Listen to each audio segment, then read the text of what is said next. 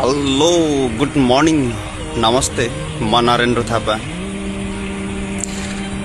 तपाईहरुको माझमा आज सामाजिक सञ्जाल फेसबुक युट्युब टिकटक हरेक ठाउँमा एकदमै चर्चामा आएको अहिले एउटा विवादमा आएको जुन रश्मि पनेरू र योगेश पाठको एउटा स्टोरी ल्याएर आएको छु। तपाईहरुलाई के कस्तो लागेको छ? के साँच्चै एउटा भतेको घरलाई टाल्नलाई छोरी मान्छे पनि सक्षम छन्, उनीहरूले पनि गर्न सक्छन् भन्ने कुराको विश्वास दिलाउन आफू भई मान्छे भएर भैमा बसेर एउटा श्रीमतीलाई सपनाको सहर देखाउनु, पखेटा जोडेर आकाशमा उडाउनु के गल्ती थियो र उसको?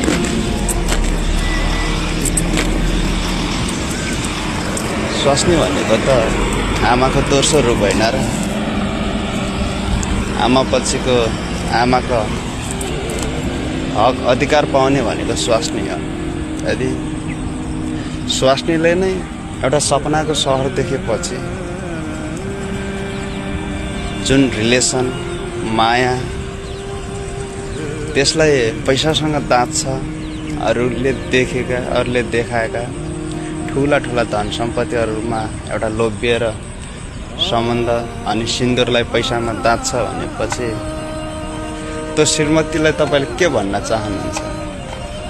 एक कमेन्टमा भन्नु होला। मलाई त खासै के भन्नु र, खै भन्ने कुनै शब्द नै पाएको छैन।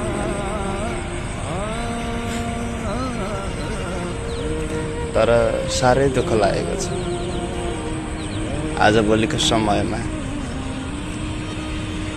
एउटा सिन्दुरलाई र बलिरहेको अग्निलाई साँची राखी सात जुनी कटाउने हाम्रो समाजमा धन सम्पत्तिसँग दाजिने भएछ, परिवर्तन भएछ। आखिर आफू भैमा बसेर आफू भई मान्छे बनेर सपनाको सहरमा पुगाइसकेपछि एक दुई पैसा त आफूले पनि कमाउन सकिन्छ नि हौ। जब विदेशीहरूको पैताला चाटेर हुन्छ,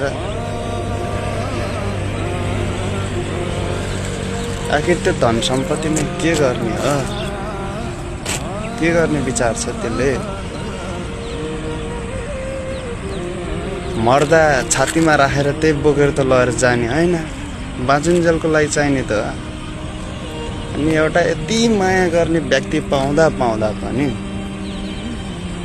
विश्वासघात त गरिहाल्नु पर्छ। बधाई छ चेलीहरू, कुनै चेली देवी भन्दा पनि माथि छ। बिहान बेलुका हरेक दिनको खुट्टामा परौँ जस्तो फिलिङ हुने, कुनैका दुःख सङ्घर्ष हेरौँ भनेपछि म उहाँहरूलाई सल्युट गर्छु। तर कुनैलाई नारी भन्न पनि लाज लाउँछ। तपाईले उहाँलाई के भन्न चाहनुहुन्छ? कमेन्ट गर्नु होला। ओके, फेरि भेटौँला।